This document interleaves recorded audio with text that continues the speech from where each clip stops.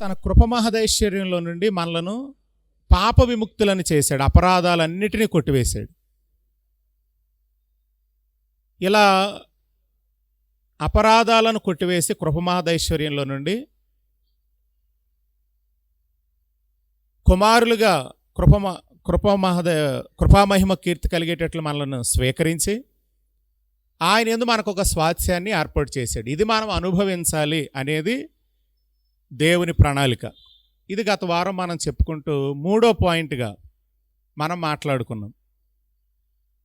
ఇప్పుడు కృపామహిమకు నీవు కీర్తి కలుగజేయాలి.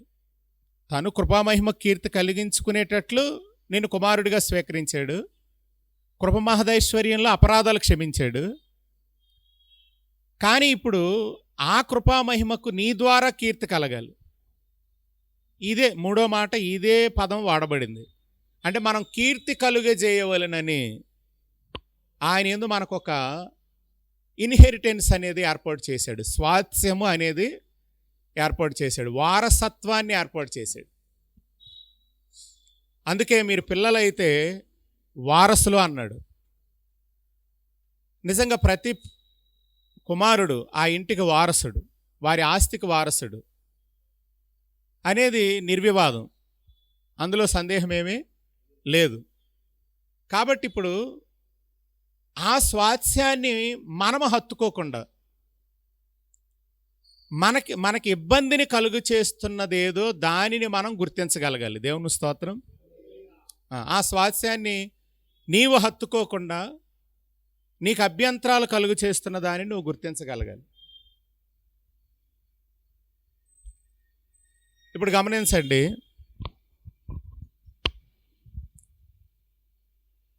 దావీదు సౌలు చేత తరంబడుతున్నాడు. మనం ప్రార్థనలో జ్ఞాపకం చేసుకున్నట్లు ఫరో వారు దేవుణ్ణి సేవించడానికి వెళతాను అని చెప్తున్నప్పుడు ఆంక్షలు విధిస్తున్నాడు. మనకు దేవుని వాక్యాల ఆంక్షలు ఏంటో తెలుసు. ఒకసారి అన్నాడు, పురుషులైన మీరు మాత్రమే వెళ్ళండి అన్నాడు. నిజంగా పురుషులైన మీరు మాత్రమే వెళ్ళండి అనే ఆంక్షను మోషేతో వారు చెప్పినప్పుడు దేవుడు చెప్పాడు, నో, వారు వారి భార్యతో వారి బిడ్డలతో కూడా రావాలి అని చెప్పాడు. అంటే చాలాసార్లు దేవుని సన్నిధిలో మనం కనబడకుండా మనల్ని నియంత్రిస్తున్నటువంటి వ్యక్తులు ఎవరైతే ఉన్నారో ఆ నియంత్రించే వాతావరణంలో నుండి మనం బయటికి రావాలి. ఇప్పుడు మీరెవరు? స్వతంత్రురాలి కుమారులు. ఇప్పుడు నీవు స్వతహాగా రాకుండా నిన్ను మ్యాన్ హ్యాండిల్ చేస్తున్న వ్యక్తి ఎవరైనా ఉన్నారనుకోండి, ఇగో నువ్వు ప్రార్థనకు వెళ్ళకు అని ఎవరైనా నీతో చెప్తున్నప్పుడు నువ్వు చెప్పాల్సిన మాట ఏంటి? నేను స్వాస్థ్యాన్ని అనుభవించకుండా నన్ను నీవు అడ్డగిస్తావా అని చెప్పగలగాలి. దేవుని స్తోత్రం. కనుక ఇప్పుడు మోషే ఒప్పుకోవట్లేదు. నో, పురుషులు మాత్రమే కాదు, స్త్రీలు కూడా రావాలి. స్త్రీలు మాత్రమే కాదు, పిల్లలు కూడా రావాలి. పిల్లలు మాత్రమే కాదండి, లాస్ట్లో సంపదను వదిలి వెళ్ళమన్నాడు. లేదు, మా సంపదతో కూడా మేము వెళతామన్నారు. దేవుని స్తోత్రం. గమనిస్తున్నారు ప్రియులారా? అంటే మనము మన యొక్క హక్కులను వినియోగించుకోకుండా, మనము మన యొక్క వారసత్వాన్ని అనుభవించకుండా, మనం మన యొక్క దేవుడు సిద్ధపరిచిన స్వాస్థ్యాన్ని, ఇన్హెరిటెన్స్ని అనుభవించకుండా మనల్ని హ్యాండిల్ చేస్తున్నటువంటి వాతావరణం ఏదో నువ్వు గుర్తుపట్టాలి. దేవుని స్తోత్రం. కనుక దేవుని ప్రియులకి ఇది అర్థం కాకపోతే ఎప్పటికీ మనకున్నటువంటి స్వాతంత్ర నియమాన్ని మనం అనుభవించలేం. మనకి ఇవ్వబడిన స్వాతంత్రంలో ఉన్న ఆ అనుభూతిని మనం అనుభవించలేం. కనుక ఇప్పుడు అడ్డగిస్తున్నటువంటి మోషే ఎన్నిసార్లు అడ్డగించగలిగాడు? ఎర్ర సముద్రంలో ముంచివేసే వరకు. దేవుని స్తోత్రం. అంటే కానీ వీరు మాత్రం పోరాటం ఆపట్లేదు. మేము మాత్రం మా దేవుణ్ణి ఆరాధించడానికి వెళతాం. ఈరోజు ఆ మనస్తత్వం అనేది దేవుని ప్రియుల్లో చాలా అవసరం. ఇది ఏదో కాదండి, ఫరో అంటే ఎవరో కాదు, నీ మనస్సులో పనిచేస్తున్న ఆలోచన విధానం. చాలాసార్లు మనం చూస్తున్న వాటిని బట్టి, అంటే వినుదానిని బట్టి, కంటి చూపుని బట్టి మన మనస్సు పాడు చేసుకుంటూ ఉంటాం.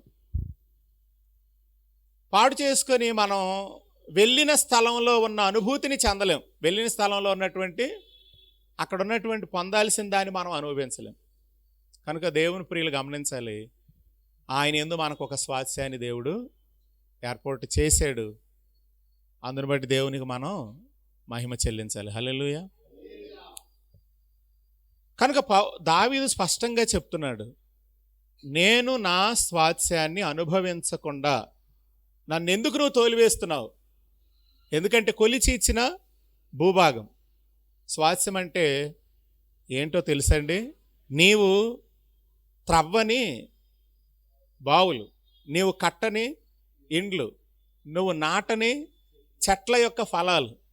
అంతేకాదు, ఏటేటా వాటి వాటి ఋతువులలో కావలసిన వర్ష జలాన్ని ఆ భూమి త్రాగుతుంది.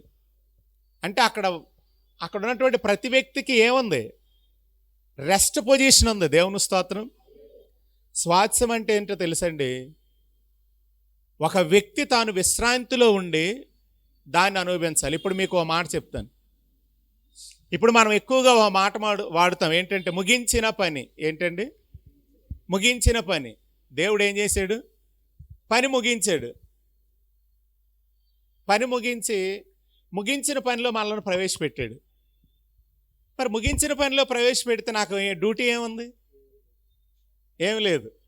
కానీ ఇక్కడ ఒక పాయింట్ మీరు గుర్తుపెట్టుకోవాలి. దేవుడు పనిని ముగించాడు, ముగించిన దానిని మనం విప్పాలి. అసలు ఇదే సీక్రెట్ అన్నమాట. నీ డ్యూటీ ఏంటి?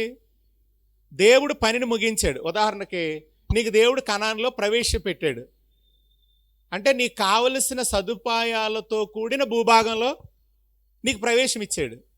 ఇప్పుడు ఇచ్చిన తర్వాత నా పని ఏంటి? వాటిని అనుభవించడం. అంటే దేవుడు పనిని ముగించాడు, ముగించిన పనిని నేను విప్పి చూడాలి. ఇది ప్రతి వ్యక్తి యొక్క బాధ్యత. దేవుని స్తోత్రం.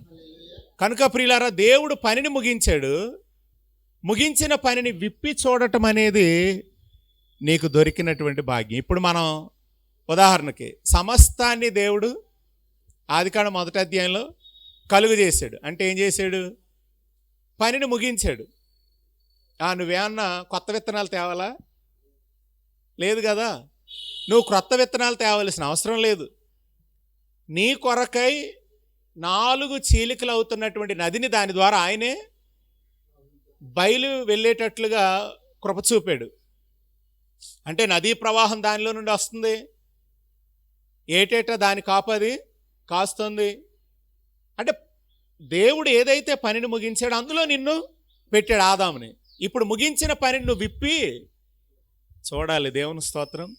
అంటే దాన్ని అనుభవించాలి. కనాన్లో వారిని ప్రవేశపెట్టాడు. నీ పని ఏంటంటే దానిని నీవు అనుభవించాలి. అనుభవించాలి అనేదే నీ డ్యూటీ. కనుక ఇప్పుడు మీకు ఈ పాయింట్ అర్థమైంది అనుకుంటున్నాను. ముగించిన పని అంటే అర్థం ఏంటి?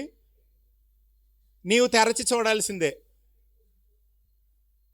ఏ పనినైతే ఆయన సమాప్తి చేశాడో, ఏ పనినైతే ఆయన సంపూర్ణంగా నెరవేర్చాడు అన్నాడు కదా, నీవు నా చేతికి ఇచ్చిన పనిని నేను సంపూర్ణంగా నెరవేర్చితిని అన్నాడు కదా. ఏ పనినైతే ఆయన సంపూర్తిగా నెరవేర్చాడో ఆ నెరవేర్చిన పనిలో ఉన్న దానిని నీవు అనుభవించటమే విప్పటం. కనుక నా డ్యూటీ ఏంటి? చూడాలి, ముగించిన పనిని చూడాలి, తద్వారా దాన్ని నేను అనుభవించాలి. ఇప్పుడు ముగించిన పనిలో నిన్ను ప్రవేశపెట్టిన కణాల్లో ఫ్రూట్ ఉంది, నువ్వు దాని దగ్గరికి వెళ్ళి ఏం చేయాలి? తెంపుకొని తింటమే. త్రవ్వబడిన బావి ఉంది, దానిలో నీళ్లు నీవు చేదుకొని త్రాగటమే. నీవు పంట వేసి నువ్వు విచారించాల్సిన పని లేదు. ఎందుకంటే ఆ గింజలకు కావలసిన ఎండవేడిమి రైట్ టైంలో ఇస్తాడు, వర్ష జలాన్ని రైట్ టైంలో ఇస్తాడు. అంటే నిజంగా అదే మన ఇన్హెరిటెన్స్. దేవుని స్తోత్రం. అదే మన వారసత్వం. ఇప్పుడు వారసత్వం అంటే మీకు ముగించిన పని అని చెప్పాను కదా. ఇప్పుడు మీకు తాతల నుండి ఆస్తులు వచ్చాయి. ఎవరికైనా తాతల నుండి వచ్చిన ఆస్తుల్ని మీరు ఏం చేస్తున్నారు? అనుభవిస్తున్నారు. ముందు దేవుడు ఏర్పాటు చేసిన దానిని కూడా మనం భుజించలేని స్థితిలో ఉంటే దానికి మనం జవాబుదారీతనం. అది మీరు గుర్తుపెట్టుకోవాలి. ఇది గత వారం నేను మీకు చెప్తానన్న వాక్యం, జ్ఞాపకం చేస్తానన్న విషయం. కనుక కృపామహిమకు కీర్తి కలుగునట్లుగా నిన్ను దయా సంకల్పాన్ని బట్టి కుమారులుగా స్వీకరించాడు. కృపమహదైశ్వర్యంలో నుండి అపరాధాలు క్షమించాడు. ఇది కూడా కృపామహిమకు కీర్తి కలగటానికి. కానీ నీవు కృపామహిమకు కీర్తి కలుగజేయాలి అంటే నీకు సిద్ధపరిచినటువంటి ఆస్తిని నీవు అనుభవిస్తే ఆ కృపామహిమకు నీ నోటి ద్వారా ఏం కలుగుతుంది? కీర్తిని చెప్తావు, కీర్తి కలుగజేస్తావు. ఇప్పుడు ఆ తరములో పుట్టిన పిల్లల కణాల్లో ప్రవేశించిన వెంటనే ఒక్కసారిగా వారంతా దేవుణ్ణి ఏం చేసి ఉంటారు? మహిమపరిచి ఉంటారు కదా. సరే పోనీ ఇంకా కణానుకు రాకముని అరణ్య యాత్రలో ఉన్నప్పుడు దేవుడు వారికి చెప్పులు, బట్టలు, ఆహారం సమృద్ధిగా ఇస్తున్నప్పుడు వాళ్ళు ఏం చేసి ఉంటారు? ఇది కీర్తి కలుగు చేయటం మనం దేవునికి. కానీ నువ్వు విప్పి చూడకుండా, వారసత్వాన్ని అనుభవించకుండా నీ నోటితో కీర్తి రాదు. కనుక దానిని అనుభవించుటయే నా పని. కానీ ఇప్పుడు సౌలు ఏం చేస్తున్నాడు? దావీదుని తరుముతున్నాడు. తరుముతున్నప్పుడు దావీదు సౌలుతో ఒక మాట చెప్పాడు, యెహోవా స్వాస్థ్యమును హత్తుకోకుండా ఇదిగో ఈ అన్య దేవతలను పూజించేటట్లు దేశంలో నుండి నన్ను ఎందుకు తరిమేస్తున్నావు నువ్వు అంటే, దావీదుకి దేవుడు ఇచ్చిన భూభాగంలో ఉన్నటువంటి ఆనందం ఏంటో తెలుసు, సంతోషం ఏంటో తెలుసు, దేవుడు సిద్ధపరిచిన భూభాగంలో ఉన్నటువంటి విలువలు, వాల్యూస్ ఆయనకి తెలుసు. అందుకే ఎంతసేపు కూడా అక్కడే ఉండాలనుకునేవాడు. కనుక మీకు 3 విషయాలు చెప్తాను అన్నాను. ఏంటి? ఎఫెసీ పత్రిక 1వ అధ్యాయం 14లో ఆయన ఏదో మనకు ఒక స్వాస్యం ఉంది. స్వాస్యం అంటే 3 మాటలు చెప్పాను రాత్రి ఆల్ నైట్ ప్రేయర్లో. 3 మాటలు ఏంటంటే, ఒకటి ఆస్తిని మీకు వారసత్వంగా ఇస్తారు, మీరు పొందుతారు ఆస్తిని. రెండోది ఏంటంటే రూపాన్ని పొందుతారు కొందరు. వారసత్వంగా ఏమొస్తుంది? మీకు రూపం వస్తుంది. అచ్చం వాళ్ళ నాన్నలాగే ఉన్నాడురా, వాళ్ళ తాతలాగే ఉన్నాడురా అంటాడు. అంటే రూపం వస్తుంది మీకు. ఇది ఎవరిస్తారు మీకు? మీ జీన్లో నుండి వస్తుంది, అది వారసత్వంగా. మూడోది ఏంటంటే లక్షణాలు వస్తాయి, స్వభావం వస్తుంది. అంటే వారసత్వంగా 3 మనం పొందుతాం. ఇది రెండోది. వారసత్వంగా ఇప్పుడు చూడండి, ఉత్తరాధికారం అంటారు దీన్ని. ఆ పదం ఏంటంటే ఉత్తరాధికారం అంటే నీ యొక్క జాబ్ ఏం చేస్తారంటే నీ పిల్లలకి ఇస్తారు. నీ జాబు, నువ్వు చనిపోయావు, నేను చనిపోతే నా జాబ్ ఎవరికి ఇస్తున్నారు? నా పిల్లలకి ఇస్తున్నారు. దీన్ని ఉత్తరాధికారం అంటే ఇన్హెరిటెన్స్లో 3 భాగాలు ఉన్నాయి. ఒకటి మన పితరులు మనకిచ్చిన ఆస్తులు, ఇది నిర్వివాదం, అందరికీ తెలిసిన విషయమే. కానీ ఇప్పుడు మా తాత నాకు ఆస్తి ఇచ్చాడు అనుకోండి, ఆ ఆస్తిని నేను 5 రెట్లు చేస్తే నా పిల్లలు ఎలా ఉంటారు? హ్యాపీగా ఉంటారు. కానీ నాకు మా నాన్న 5 ఎకరాలు ఇచ్చాడు, నేనేమో 5 అమ్మేసి ఇంకొక ఎకరం అంత అప్పు చేశాను అనుకోండి, ఎలా ఉంటుంది అంటారు వాతావరణం? ఇది ఒకటి. కనుక వారు సమకూర్చారు, నేను దాన్ని అనుభవిస్తూ ఏం చేస్తున్నాను? దాన్ని వృద్ధిలోకి తీసుకొస్తున్నాను. దీన్ని పక్కన పెడదాం. ఇప్పుడు రెండో విషయం చెప్తా వినండి. ఇప్పుడు ఆయన నుండి ఆయన మనకు స్వాస్థ్యాన్ని ఏర్పాటు చేశాడు కదా. ఇప్పుడు ఆయన నుండి మనం ఆలోచన చేయాలి. ఆయన నుండి మనం ఆలోచన చేయాలి. ఇప్పుడు మీ తాతల తండ్రుల గురించి ఆలోచన చేశారండి. ఇప్పుడు మన స్వాస్థ్యం ఎవరిలో ఉంది? తండ్రి అయిన దేవుని, ప్రభు అయిన యేసుక్రీస్తులో ఉంది. అంటే ఇప్పుడు అక్కడి నుండి మనం అనుభవించాలి, దాన్ని అక్కడి నుండి అనుభవించాలి. అంటే బాగా గుర్తుపెట్టుకోండి, మొట్టమొదట మనకి ఇవ్వబడిన ఇన్హెరిటెన్స్ ఏంటంటే స్వాతంత్రత. దేవుని స్తోత్రం. దేవుని పిల్లలకి స్వాతంత్రత ఇవ్వబడింది. స్వాతంత్రతను అనుభవించాలి మనం. ఇప్పుడు దేశానికి స్వాతంత్రత తేవటంలో చాలామంది ప్రయాసపడి అసూలు బాసారు, ప్రాణాలు పెట్టారు, వాళ్ళు పని ముగించారు. కానీ ఎవరో అన్నట్లు తెల్లోళ్ళ చేతుల్లో నుండి ఇప్పుడు దేశం ఎవరి చేతుల్లోకి వెళ్ళింది? నల్లోళ్ళ చేతుల్లోనికి వెళ్ళింది.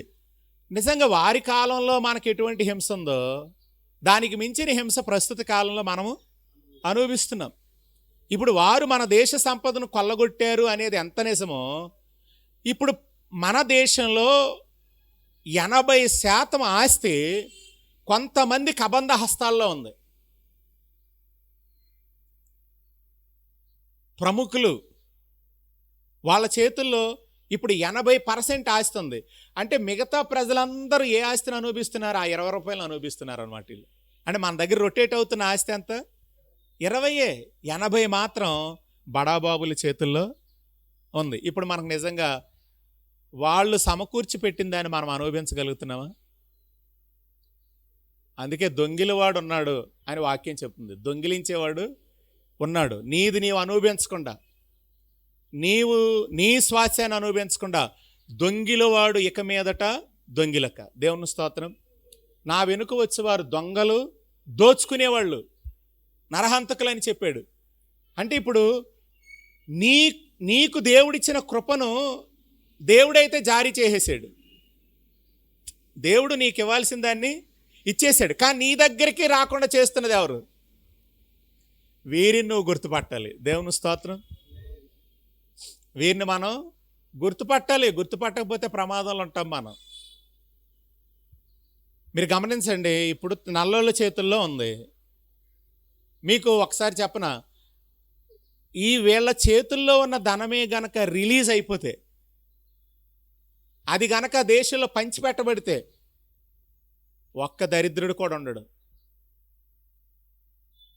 కానీ ఈ నియమాన్ని ఏర్పాటు చేసింది ఎవరు? పరిశుద్ధాత్ముడు రాగా సంఘంలో ఈ నియమం ఏర్పాటు చేయబడింది. ఈ నియమం సంఘంలో ఏర్పాటు చేయబడింది. అంటే మీరు గుర్తుపెట్టుకోవాలి, ప్రభునందు మిక్కిలి ప్రియులారా, ఇప్పుడు క్రైస్తవ్యం అనే ఒక ప్రపంచం ఉంది. దేవుని స్తోత్రం. ఇప్పుడు క్రైస్తవ్యం అనే ఒక ప్రపంచాన్ని మనం ఊహిద్దాం. ఈ క్రైస్తవ్యం అనే ప్రపంచంలో జొరబడిన దొంగలు ఎవరంటారు? కార్పొరేటర్లు. దేవుని స్తోత్రం. ఖచ్చితంగా. అంటే ఈ విషయమైన మెలకు ఎవరికి ఉండాలి? ఎవరికి ఉండాలి? విశ్వాసకు ఉండాలండి. అసలు బైబిల్ చెప్తున్న పందా ఏంటి? మనం అనుసరిస్తున్నటువంటి విధానం ఏంటి? అది చెప్పిన నియమం ఏంటి? మనం వెంటాడుతున్న నియమం ఏంటి? ఇది అర్థం కాకపోతే సంఘంలో ఏ వ్యక్తి కూడా అతడి స్వాతంత్రాన్ని అతడు అనుభవించలేదు. ఇప్పుడు దేవుని ప్రజల ఆయన మీ మీద మేము పెత్తనం చేయొచ్చా? చేయకూడదు. పెత్తనం చేయకూడదు, విధానం మాత్రం చెప్పాలి. పెత్తనానికి పద్ధతికి తేడా ఏంటండి? ఏమో మాట చెప్తారా? పెత్తనానికి పద్ధతికి. ఇప్పుడు ఉదాహరణకి మీరంతా బాధ్యత కలిగి ఏదో ఒక పని ఉన్న పరిచర్యలో చేయాలి. మీ బాధ్యత మరిచి మీరు ప్రవర్తిస్తున్నారు అనుకోండి, మీరు ఇలా చెయ్యండి అని నేను చెప్పటం ఏమవుతుంది?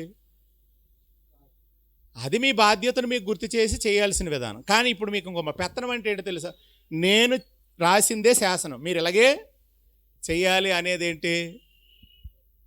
ఖచ్చితంగా అది పెత్తనం. అందుకే సంఘంలో చేర్చబడిన మీకు అన్ని విషయాల్లో కూడా నేనైతే నమ్ముతున్నాను, మీకు వెసులుబాటు ఇచ్చాను. మేము ఇచ్చాం వెసులుబాటు, మీకు స్వాతంత్రతనిచ్చాం.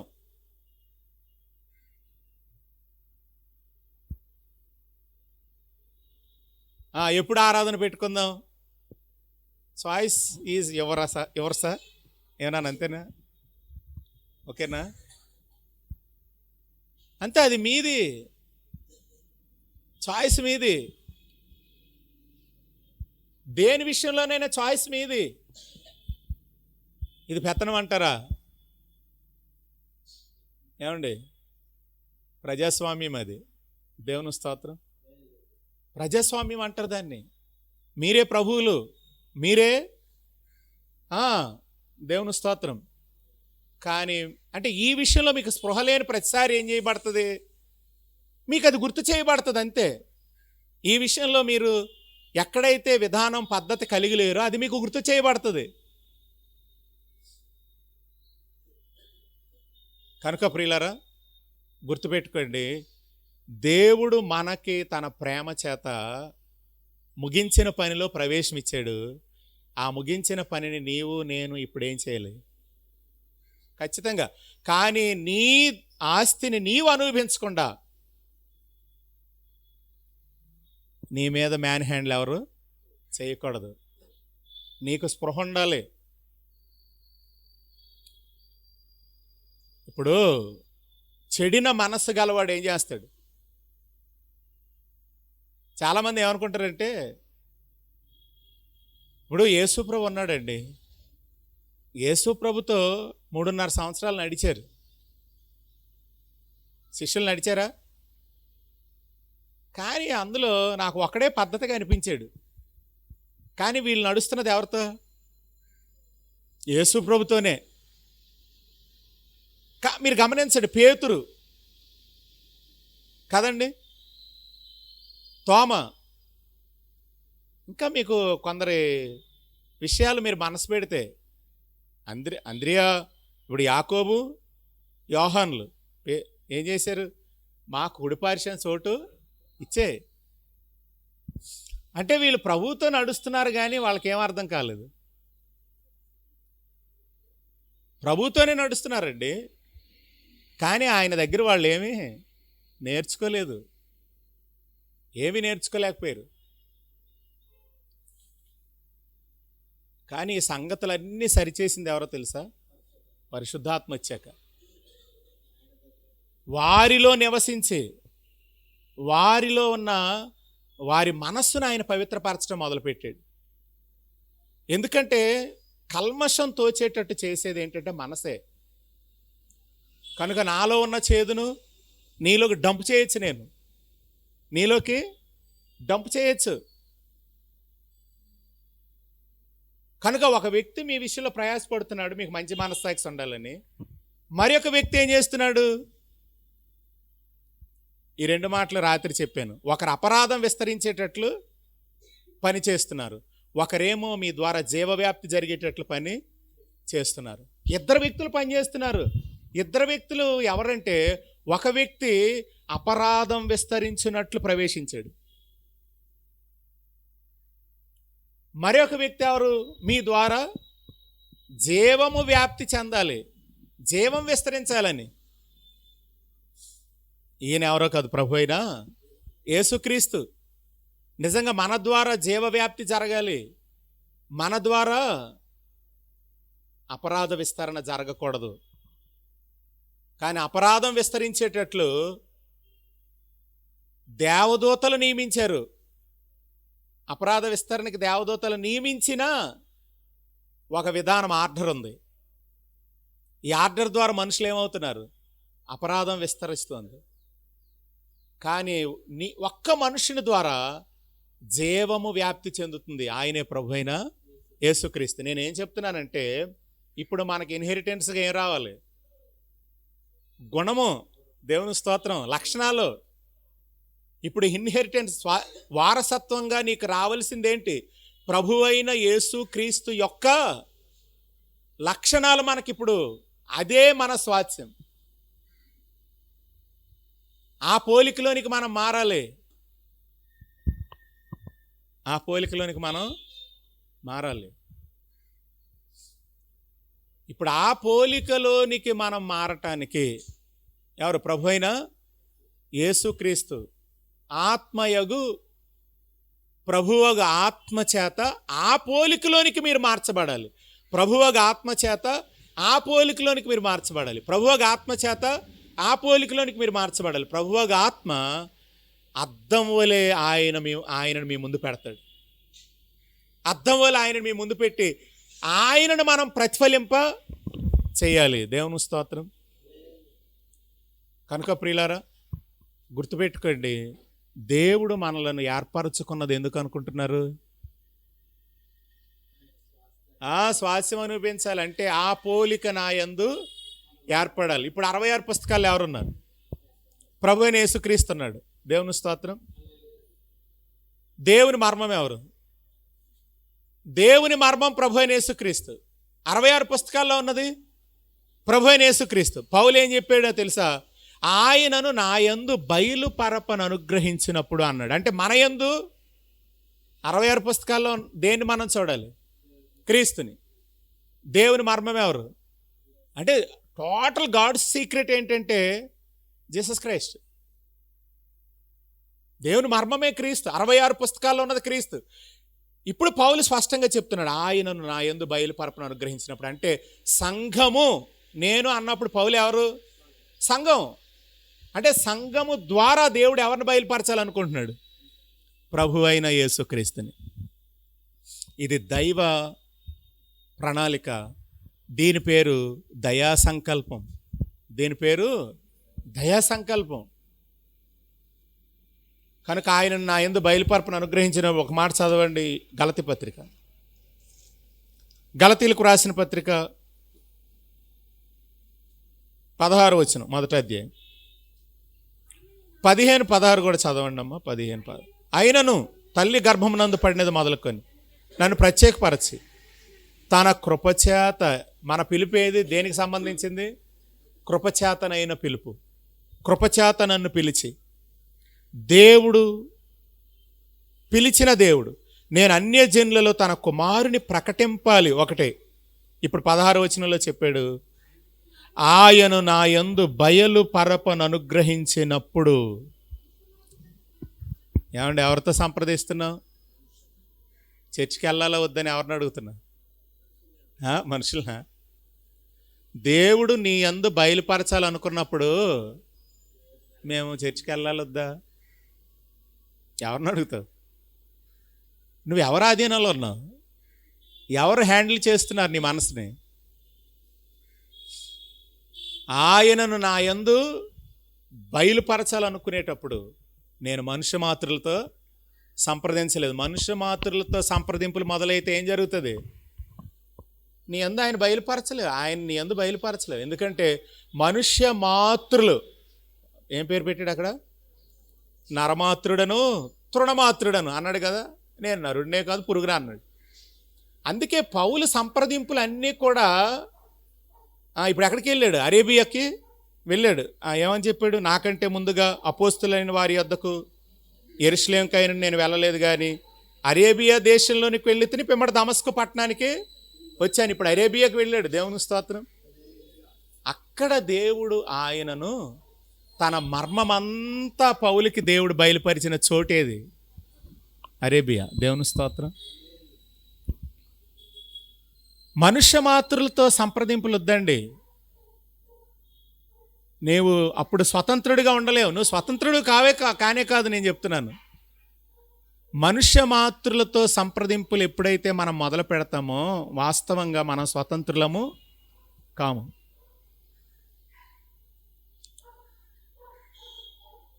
చూడండి, ఎవరు ఎంత గొప్ప వాళ్ళ పేర్లు చెప్పాడు ఇక్కడ. ఎన్నికైన వారు 2 మాటలు వాడా. అపోస్తుల యొద్దకు, యెరూషలేముకైనను,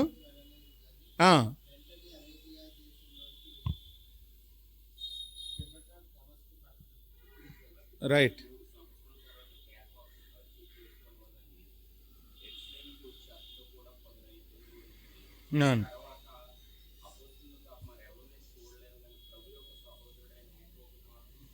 రైట్. అంటే మీకు ఆ మాట ఎక్కడుందని చూస్తున్నారు. 2వ అధ్యాయం చూడండి. 2వ అధ్యాయం 6వ వచనం. ఎన్నికైన వారుగా ఎంచబడిన వారి యొద్ద నేనేమి నేర్చుకోలేదు, నాకు లక్ష్యం లేదు. దేవుడు నరుని వేషం చూడడు. ఆ ఎన్నికైన వారు నాకేమీ ఉపదేశించలేదు. క్రీస్తునందు మిక్కిలి ప్రియులారా గమనించండి, ఎప్పుడైతే వ్యక్తి యొక్క ఆధీనంలోనికి నీ మనసు వెళుతుందో నువ్వు నేర్చుకోవాల్సినవి నేర్చుకోలేవు. మనము స్వతంత్రురాలి పిల్లలం. దేవుని స్తోత్రం. మనం స్వతంత్రురాలి పిల్లలం. ఇప్పుడు దేవుని సంఘంలో నువ్వు ఎలా ఉండాలి అని నీకు ఎవరైనా చెప్పాలా? నువ్వు వాక్యం చదవట్లేదా? ప్రార్థన చేయటం లేదా? సంఘంలో ఎలా ప్రవర్తించాలో నీకు తెలియటం లేదా? అంటే నువ్వు ఎవరు నేర్పాలి నీకు ఈ విషయం? మనుషు మాత్రులతో సంప్రదించక దేవుని అడుగు ఒకసారి, అయ్యా నన్ను శరీరంలో ఒక అవయవంగా చేర్చావు, ఏంటి నా పని ఏంటి? మనుషు మాత్రులతో సంప్రదిస్తే ఏం చేస్తారు? ఇప్పుడు టైంకి రాని వ్యక్తిని నువ్వు సంప్రదించావు అనుకోండి, ఆయన నీకేం నేర్పుతాడు? వెళ్ళొచ్చు బ్రదర్, ఏముంది కొంచెం ఆలస్యంగా వెళ్ళినా అంటాడు. అంటే మనం సంప్రదించే వ్యక్తి కూడా చాలా కీలకం ఇక్కడ. దేవుని స్తోత్రం. నిజమండి నేను మాట్లాడేది. చాలా ఎన్నికైన వ్యక్తి అండి. మనం ఆయన దగ్గరికి వెళ్ళి దేవుని మహిమ చెల్లించండి. ఎన్నికైన వారిని బట్టి, ప్రభువా నీవు ఎన్నిక చేసిన అపోస్తులను బట్టి నీకు మహిమ కలుగును గాక, ప్రవక్తలను బట్టి ఉపదేశకులను బట్టి నీకు మహిమ కలుగును గాక. కానీ నేను చేయాల్సింది నాకు చెప్పు, తెలియచేయి. ఎవరి పరం? యేసుప్రభు వారు. యేసుక్రీస్తు ఎవరి పరం? యేసుక్రీస్తు బాడీ వండి, నువ్వే ఆయన శరీరానివి, నీ శిరస్సు ఆయన. దేవుడు నీకేది చెప్పకుండా ఉంటాడు అనుకుంటున్నావు నువ్వు? కనుక మన సంప్రదింపులు ఎవరితో ఉండకూడదు. అంటే ఇక్కడ వాడిన పదాలు చాలా చాలా బలమైన. అపోస్తులు అన్నాడు, ఎన్నికైన వారు అన్నాడు. అంటే దేవుని సంఘంలో ఉన్న నీకెవరు చెప్పాలి? నీకెందుకు చెప్పాల్సి వస్తుంది? ఏదైనా ఎందుకు చెప్పాల్సి వస్తుంది?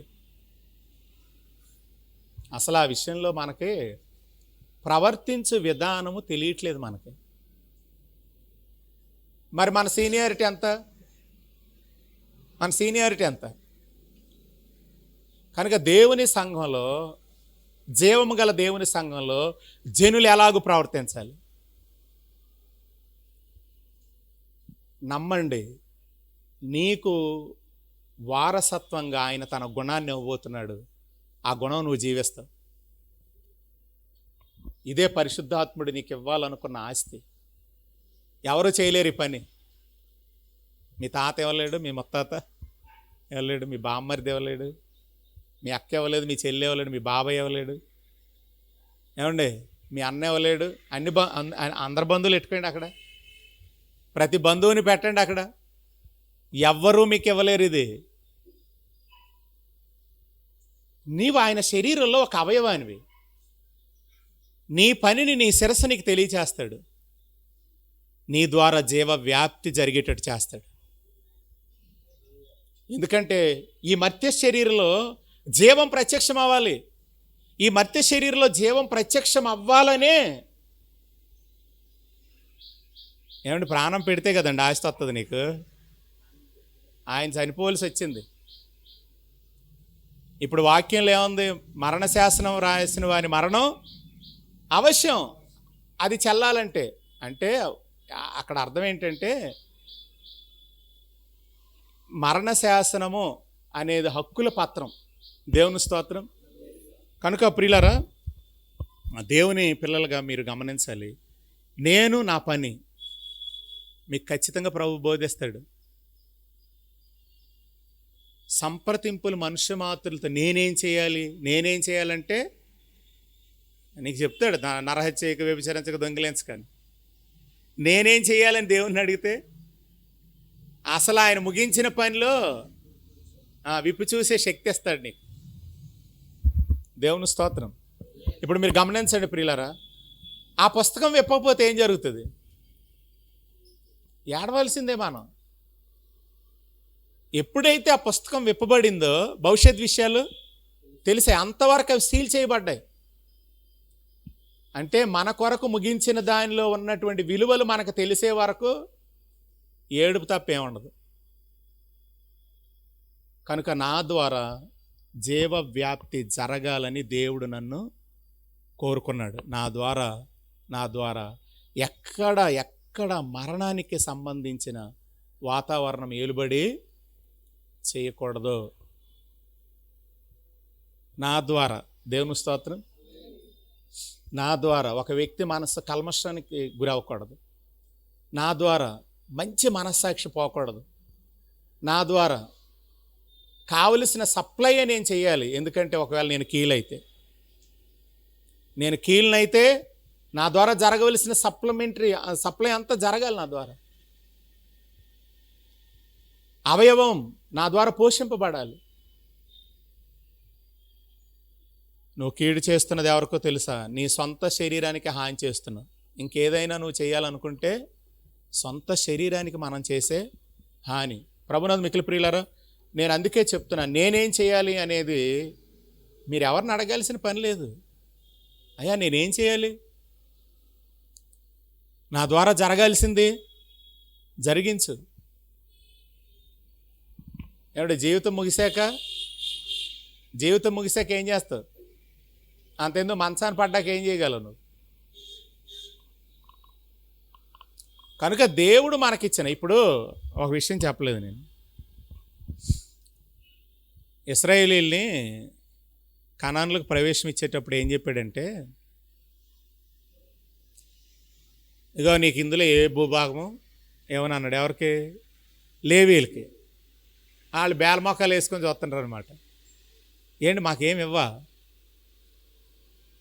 అంటే ఇంతలోనే అన్నాడు, నీ పాలు నీ స్వాస్యం నేనా అన్నాడు. ఏంటి నువ్వు నా పాలు నా స్వాస్యం అంతే కదండి. అప్పుడు వెంటనే ఏమన్నాడంటే, ఇదిగో 18 అధ్యాయం చదవండి, సంఖ్యాకాండం.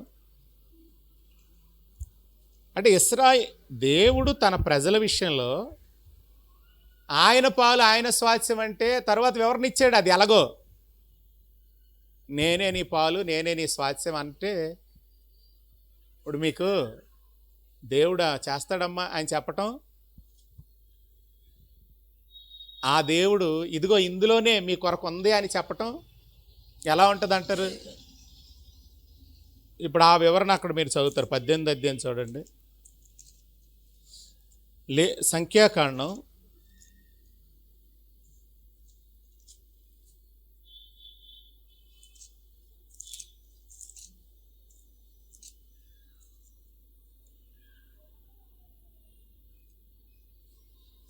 వీరితో ఏం చెప్తున్నాడంటే 20 చదవండి.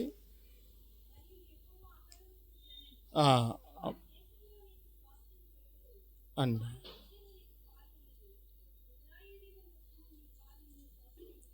ఇప్పుడు వారి మధ్యలో నీకు స్వాస్యం కలగదు, స్వాస్యం ఉండదు, వారి మధ్య నీకు పాలు ఉండదు అని చెప్పి ఏమన్నాడంటే, ఇశ్రాయేలీల మధ్యను నీ పాలు నీ స్వాస్యము నేనా అన్నాడు. అది ఏంటి ఎలాగది? ఇప్పుడు చెప్తున్నాడు చూడండి, ఇదిగో లేవీలు చేయి సేవకు అనగా ప్రత్యక్షపు గుడారం యొక్క సేవకు నేను ఇశ్రాయేలీల యొక్క దశంభాగములన్నిటినీ వారికి స్వాస్యంగా ఇచ్చేతిని. అంటే ఇప్పుడు దేవుడు స్వాస్యము అనేది ఎలా వెల్లడి చేస్తున్నాడు? వీరికి ఆస్తి ఇవ్వకుండా.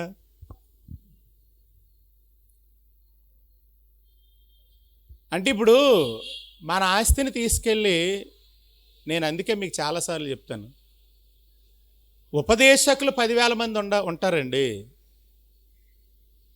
కానీ ఇప్పుడు కంప్లీట్గా దేవుడే అనుకుని సమర్పించుకునే వాళ్ళు ఒక జనాంగమే ఉంటారు. ఇప్పుడు అందుకే దేవుడు వారి పాలు స్వాస్యం అన్నప్పుడు అది వివరణ ఇస్తున్నాడు. అది ఎలాగో, వారికి నేను ఆస్తుల్ని ఇచ్చాను, వాళ్ళు మీకేం చేస్తారు అందులో నుండి ఖచ్చితంగా. అయితే మనం ఆయన రక్తం వల్ల ఆయన క్రొత్త నిబంధన ఉంది. క్రొత్త నిబంధనలు ఏం చెప్పాడు? యాజ్ఞ పాతగిళ్ళింది. అయితే దీన్ని ఆయన ఏం చెప్పాడంటే, ఒకడు తాను వర్ధిల్లిన కొలది అన్నాడు. అంటే నీ ద్వారా దేవుని పని జరగటానికే కదా నేను వర్ధిల్లింప చేస్తున్నాడు. మన ద్వారా ఆయన పని జరగటానికే మన మునుపటి స్థితి కంటే నేటి స్థితిని మెరుగుపరిచాడు దేవుడు. ఒకనాడు ఉన్నట్టు దేవుడు మనల్ని ఉంచలేదు. మరి మనం ఏం చేయాలండి? ఖచ్చితంగా ఆయన మనకిచ్చిన ఆస్తి అంతటితో ఆయన్ని ఘనపరచాలి. ఆస్తి అంతటితో ఆయన్ని ఘనపరచాలి. కనుక నేను వారికి స్వాస్యంగా దేవుడు నియమింపబడుట అంటే 20లో ఉన్న చెప్పాడు, 21లో ఆ వివరణ ఇస్తున్నాడు. దేవుని స్తోత్రం. 24లో మాట చెప్పాడు చూడండి. అయితే ఇశ్రాయేలీలు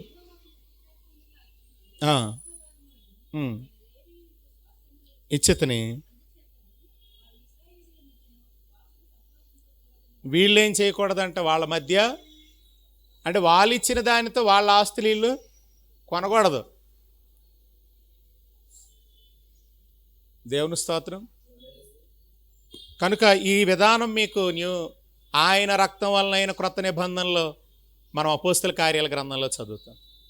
దేవుని ప్రియులారా, దయచేసి నేను మీకు చెప్పేది ఏంటంటే, నేనేం చెయ్యాలి అనేది నువ్వెవరిని అడగాలి?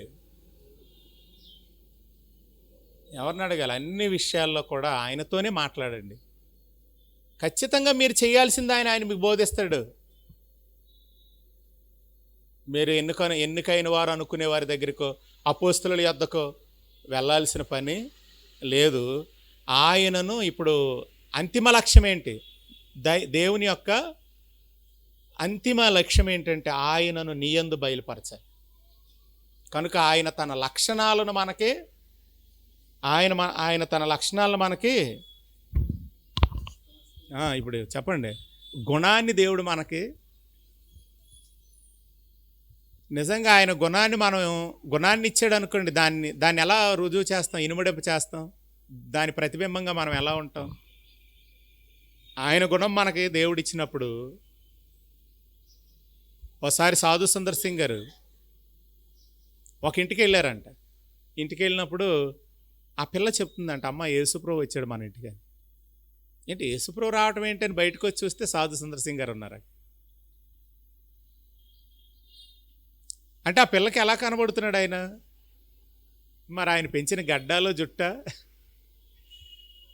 రూపం అలా ఉందా, లేకపోతే ఆయన తీరు అలా ప్రవర్తించే విధానం అలాగుందా?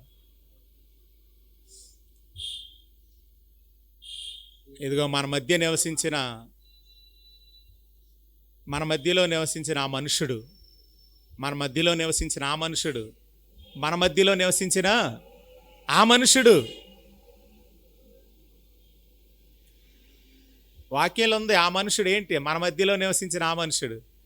అవును, మనం నివసిస్తున్న వారి మధ్య చెప్పబడాల్సిందే ఆ మనుషుడు. మన మధ్య నివసించిన ఆ మనుషుడు చెప్పబడవలసిందే, ఇదిగో మన మధ్య నివసిస్తున్నాడు ఆ మనుషుడని. కనుక ప్రియులారా, ఖచ్చితంగా మనం ఆయన గుణం కూడా మనకు వారసత్వంగా ఇవ్వాలి అనేది ఆత్మ యొక్క ముఖ్య ఉద్దేశం. దానినే ఫ్రూట్ అని చెప్పాడు, ఆత్మ ఫలము అన్నాడు. అందుకే నీ మంచితనం ఉంటుంది, దేవుని మంచితనం ఉంటుంది. ఇది మీకు అర్థం కావటానికి చాలాసార్లు చెప్పాను. ప్రేమ లేకుండా కూడా ఆస్తి అంతటిని ఇస్తారా? ఖచ్చితంగా ఇస్తారు. టాటా ఇచ్చాడా? ఏమంటే ఎంత ఆస్తి పంచి పెట్టాడంటే ఆయన. ఈరోజు టాటా పేరు మనం అందరం టాటా అంటారా? ఆయన పేరు అందరం ఏం చేస్తున్నాం? నిజంగా ధనికులలో ఆయన వంటి మనసున్నాడు ఎవడో లేడంట. కనుక ఇప్పుడు ఇక్కడ ఏం చెప్తున్నాడు? ప్రేమ లేకుండా నా ఆస్తి అంతటిని బేదలకు ఇచ్చిన అన్నాడు. ఇప్పుడు దానికి మీకు ఎప్పుడు ఒక ఉదాహరణ చెప్తాను. వారి ఆస్తిని అనాథాశ్రమానికి రాసిస్తారు. ఎందుకంటే మన మీద ద్వేషంతో. ఉన్నాడే నా కొడుకు కూతురు, అబ్బో చాలా పనికిమాలిన వాళ్ళు అని చెప్పి ఈడేం చేస్తాడు, వాళ్ళకి చెప్పపెట్టకుండా ఆస్తి అంతటిని ఆశ్రమాలకు రాసేసిన వాళ్ళు ఉన్నారు. అంటే ప్రేమ లేకుండా చేసే పనులు. అందుకే దేవుని మంచితనము అనేది నాలో ఫలించాలి, మనుషుల మంచితనం అనేది కూడా ఉంది. దేవుడిచ్చే శాంతి ఉంది, లోకమిచ్చే శాంతి ఉంది. లోక ప్రేమలు ఉన్నాయి, దేవుని ప్రేమ ఉంది. అదే యేసుక్రీస్తు. 3.5 సంవత్సరాలు మన మధ్య నివసించిన ప్రభు అయిన యేసుక్రీస్తే ఆ ఆత్మ ఫలము. కనుక మనం ఎవరిని సంప్రదిద్దాం? ఈరోజు నేను చెప్తున్నా, నీలో జీవ వ్యాప్తి జరగాలంటే నీ సంప్రదింపులన్నీ కూడా నీ ఎదుటున్న ఆ మనుషుడి ద్వారానే. అనగా ఇదిగో ఈ మనుషుడని, ఎవరి పాపములను తన వీపు మీద మోసుకొని వెళ్ళి ఇదిగో ఈ మనుషుడని ఆ ప్రేతొరియామను మందిరంలో అన్యాయంగా తీర్పు పొంది ఇదిగో ఈ మనుషుడని కల్వరిలో వరద గాయాలుంది ప్రాణం పెట్టినవాడు ఉన్నాడే, ఆ మనుషుడే. ఆ మనుషుడే నీ సంప్రదింపులు. ఆయనతో నువ్వు మాట్లాడు, ఆయనతో అన్యోన్య సహవాసం కలిగి ఉండు.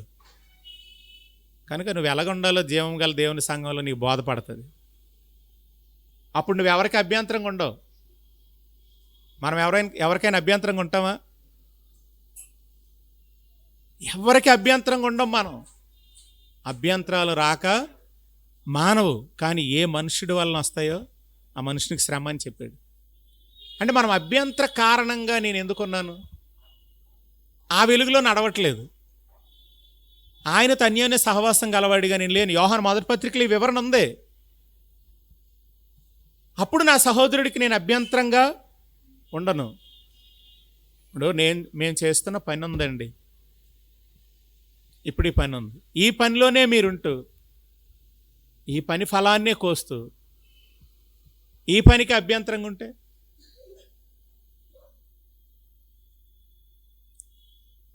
ఒక్కటే ఏం జరిగిపోదు. కానీ మీకు జరిగేది ఏంటంటే ఆ తరువాత ఇక్కడి నుండి మీకు ఏమీ దొరకవు, ఇక్కడి నుండి మీరు అనుభవించలేరు.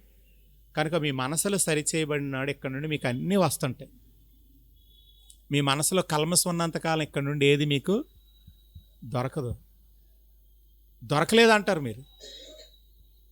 మీరు పొందాలి అనుకుంటే ఖచ్చితంగా మీ మనసులో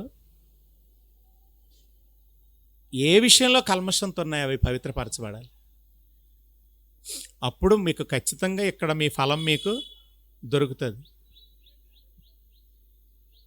దేవుని స్తోత్రం. మీ అభివృద్ధి ఉంటుంది, మీ ఆశీర్వాదం ఉంటుంది, మీ క్షేమం ఉంటుంది. కానీ మాకు ఏమీ లాభం లేదు అంటే అర్థం నువ్వు చేస్తున్నాయి కూడా గుర్తు చేసుకో.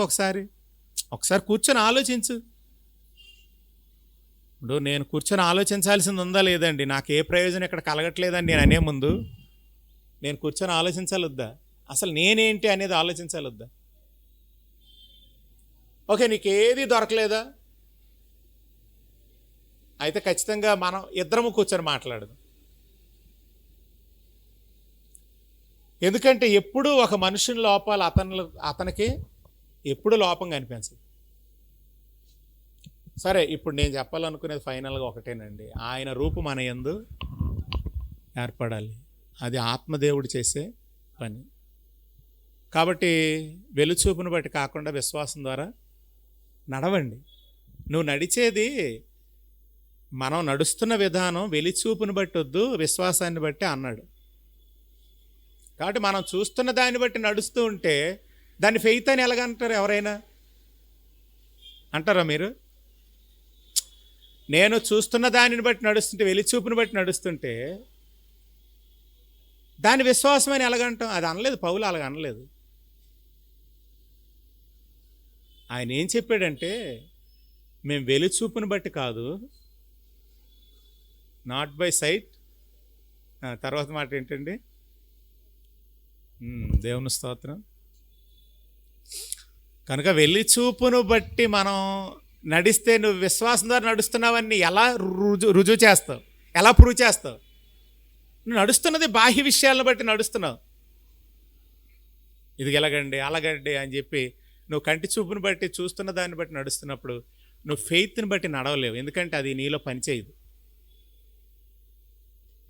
నీలో పని చేయనప్పుడు దైవ కార్యం ఎలా సాధ్యపడుతుంది అంటారు చెప్పండి? కష్టమే. కనుక నువ్వు విశ్వాసాన్ని బట్టి నడుచుకుంటే వెళ్ళు, నీ యందు ఆయన బయలుపరచబడటం ఖాయం. నువ్వు వెలిచూపును బట్టి నడు, ఆయన నీ యందు తనను బయలుపరచుకోలేడు. కనుక వెలిచూపును బట్టి కాక విశ్వాసమును బట్టి నడుచుకోండి. ఖచ్చితంగా మీ యందు ఆయన బయలుపరచుకుంటాడు. అందుకు మనం సాధనాలు. కనుక నేను ముగిస్తున్నాను. ఆయన యందు మనకున్న స్వాస్థ్యం ఇదే. ఆయన యొక్క గుణాన్నే దేవుడు మనకి వారసత్వం. నావన్నీ నీవంతే, నావన్నీ నీవి. కనుక మన అవయవాలు జీవవ్యాప్తి కొరకు ఉపయోగిద్దాం. అంటే ఏం కాదు, క్రీస్తు సంఘము అలాగా క్రీస్తు శరీరం క్షేమాభివృద్ధి చెందేటట్లు ఉండే ప్రవర్తనే జీవవ్యాప్తి. లేకపోతే నా ద్వారా మరణం. ఆ జీవం నా యందు ప్రత్యక్షమగును గాక. నాకిచ్చిన జీవితం ఏదైతే ఉందో ఆ శేష జీవితం క్రిందికి వేరుతన్ని పైకి ఎదిగి ఫలించుటకు శక్తి కలుగును గాక. దేవుడి మాటలు మన వినికిడిలో దీవించును గాక. ఆమేన్. ఆరాధన చేద్దాం మనం ప్రభువుకి అప్పగించుకొని. ఈరోజున్న కొన్ని కార్యక్రమాలను బట్టి నేను త్వరగా ముగిస్తున్నాను. మనం అందరం లేచి నిలబడితే ప్రియులు ముందుకు వస్తారు, ఆరాధించే ప్రియులు. ఆరాధన చేద్దాం, ప్రభువుని మహిమపరుద్దాం.